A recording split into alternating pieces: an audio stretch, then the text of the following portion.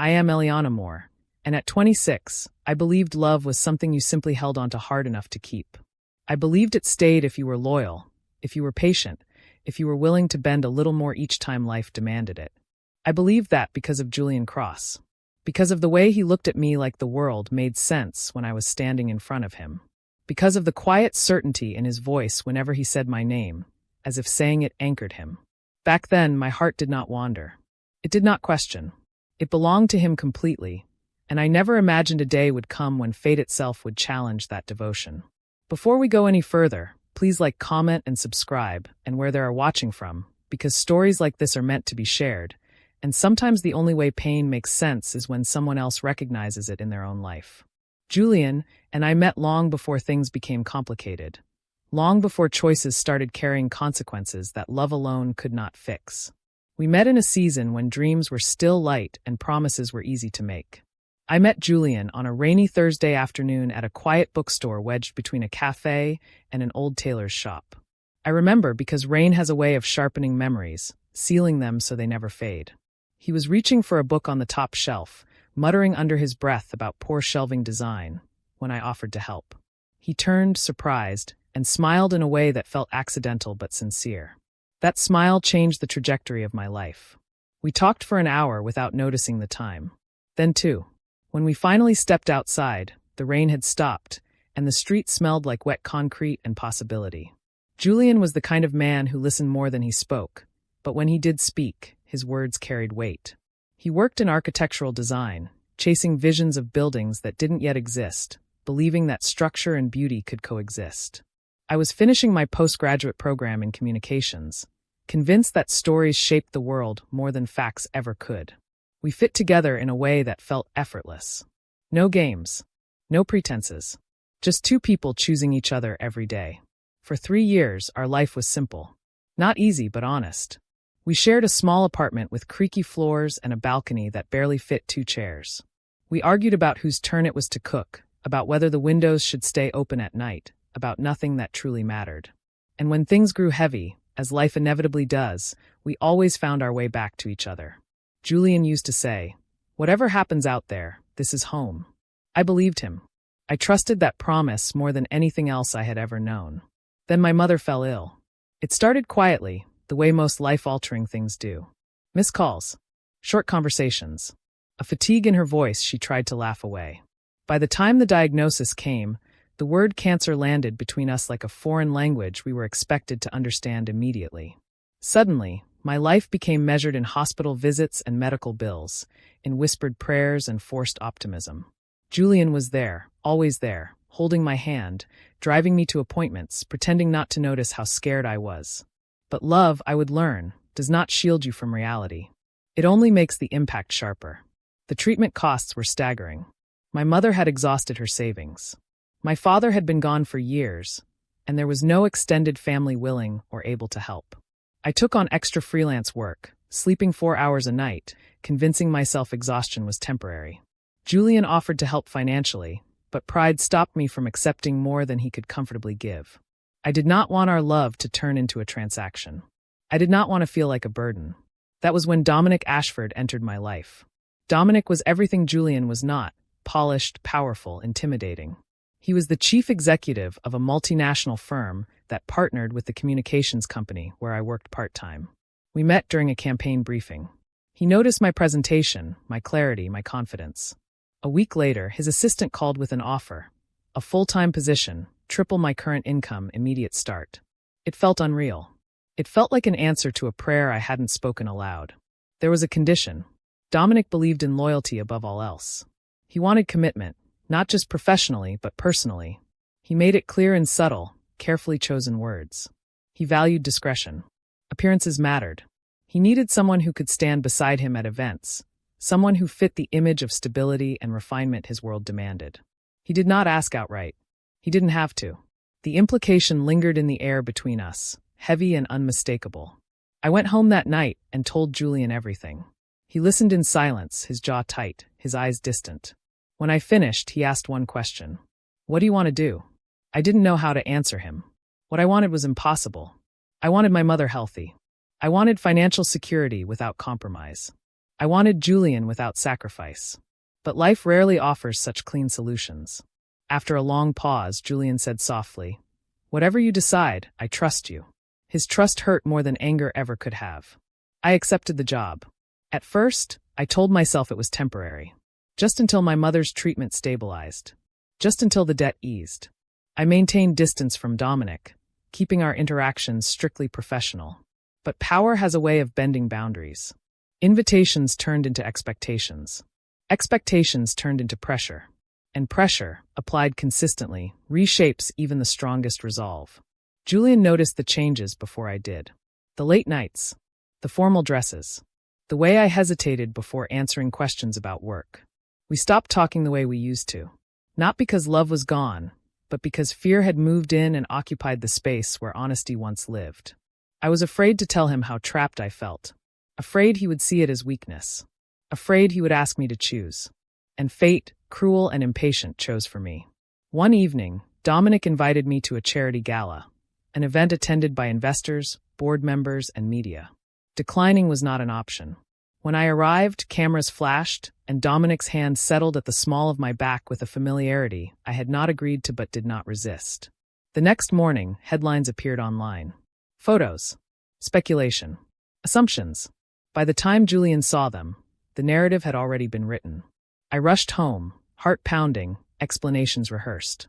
Julian was sitting on the couch, his phone face down beside him. He looked up when I entered, and something in his eyes told me I was already too late. "Tell me it isn't what it looks like," he said. I opened my mouth, but the words tangled. I told him about the pressure. About my mother. About how I never stopped loving him. He listened, but listening is not the same as understanding. Pain filters truth. By the time I finished, his silence was louder than any accusation. "I love you," he said finally. "But I won't compete with a life that's already chosen." That night, Julian packed a bag and left.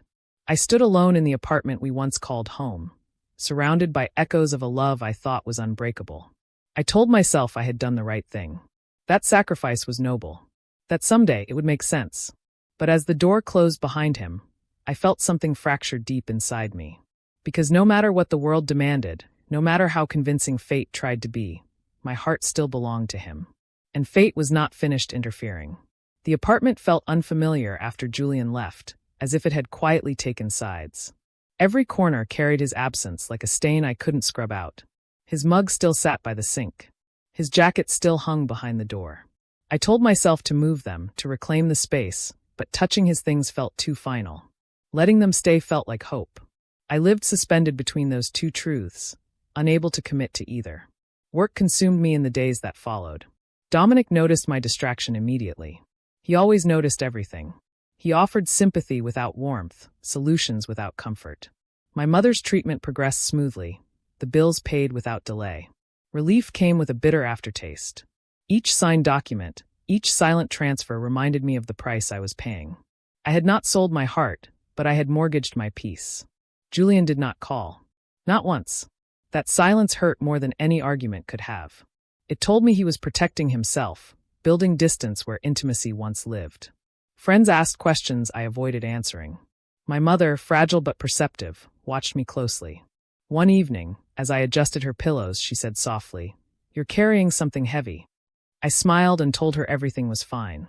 Lying to her felt worse than lying to myself. Dominic's presence became constant. Dinners that were labeled necessary. Conversations that blurred professional lines. He spoke about the future as if it was already decided, weaving my name into his plans with an ease that terrified me. At public events, his hand lingered longer. The world around us adjusted its assumptions accordingly. I corrected no one. Silence had become a habit. Weeks passed before Julian finally reached out.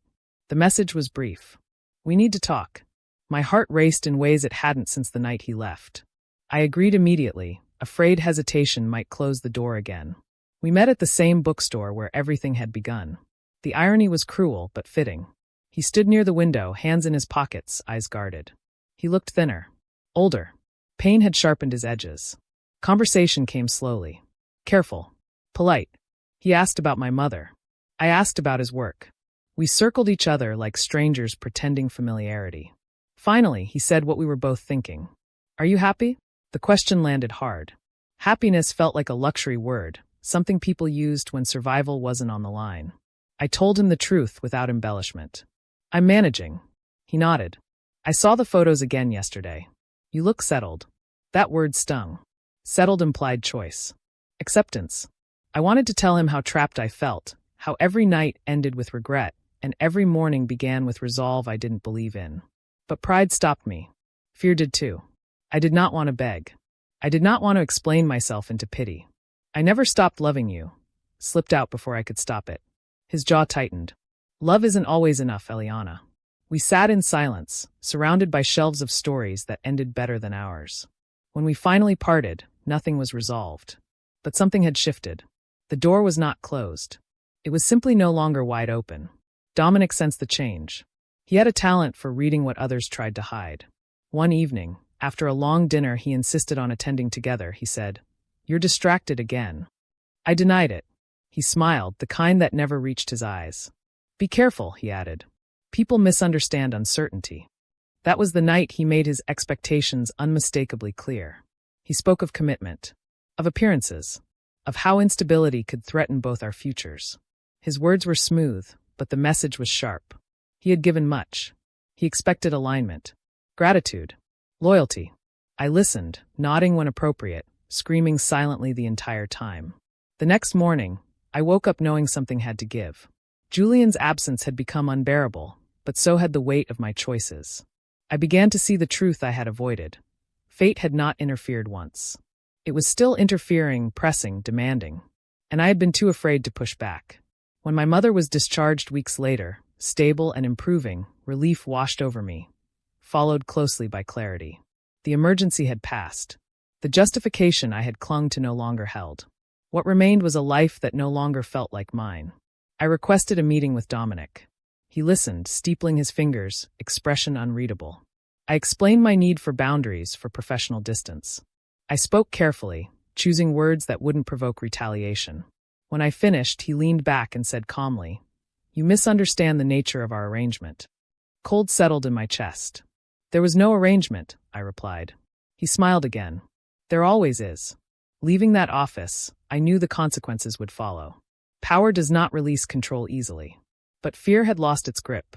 For the first time in months, the risk felt preferable to the slow erosion of my soul. I went home and packed a bag. Julian answered the door when I showed up unannounced. Surprise flickered across his face, followed by caution. I told him everything, the pressure, the manipulation, the fear, the regret. I told him I wasn't asking for forgiveness. Only honesty. He listened, really listened this time. When I finished, tears blurred my vision. "I don't know what happens next," I said. "But I know I don't want to keep living a life that costs me you." He didn't respond immediately. He stepped aside instead, letting me in. That small gesture felt like mercy. We did not fall back into each other's arms. We did not pretend everything was fixed. We talked late into the night, confronting truths we had avoided. Pain surfaced. Resentment too. But beneath it all, love remained, bruised, cautious, still breathing. Fate had interfered once already. It was not done yet. And neither were we. Morning light filtered through the curtains of Julian's apartment, pale and uncertain, mirroring the fragile truce that had settled between us. Sleep had come in fragments, interrupted by memories and questions neither of us had answers for yet. The night before had not healed anything, but it had cracked the door open. And sometimes, that was enough to let air back into a room that had been suffocating for too long. Breakfast was quiet. Not awkward, just careful. We moved around each other with the kind of courtesy reserved for things that could still break. Julian made coffee the way he always had, strong and unpretentious. The familiarity tugged at something deep inside me. Love, I realized, does not disappear. It waits. Sometimes patiently. Sometimes painfully. Dominic did not wait. By midday, messages began arriving, measured at first, then edged with irritation. Requests for clarification. Reminders of obligations. Subtle warnings disguised as concern. Each notification tightened the knot in my stomach, but backing down no longer felt like an option. I had crossed an invisible line the moment I walked away from his office. There was no returning to ignorance. Julian noticed my tension. He didn't ask questions right away. He simply said, "You don't have to face this alone." The words landed softly, but they carried weight. Partnership was not a promise of ease. It was a decision to endure together. I nodded, unsure if I deserved that kind of solidarity yet, but grateful it was being offered. The fallout came quickly. Within days, my role at the firm was reduced. Projects reassigned. Access restricted. The message was clear without ever being spoken aloud. Dominic's influence moved efficiently, quietly. Friends in the industry stopped calling. Invitations disappeared. The life I had stepped into began closing ranks, reminding me that power rarely forgives defiance. Fear crept back in, whispering doubts late at night. Had I traded one kind of security for another kind of uncertainty? Had love blinded me to practical reality? Julian listened when those fears surfaced. He did not dismiss them. He acknowledged them. "We'll figure it out," he said. Not with bravado, but with resolve.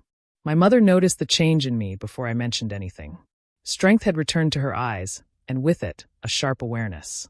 When I finally told her the truth, about Dominic, about Julian, about the choices I had made, she reached for my hand and held it tightly. "Love that costs you your peace is too expensive," she said. "But love that asks you to be brave, that's worth everything." Those words stayed with me. Weeks passed. Slowly, painfully, things began to realign. Julian's firm landed a major project, one that brought long hours but renewed purpose. I took on consulting work independently, rebuilding connections that were based on respect rather than leverage. It wasn't easy. Some nights ended with exhaustion and doubt. But there was honesty now. And honesty, I learned, is its own kind of wealth. Dominic tried once more.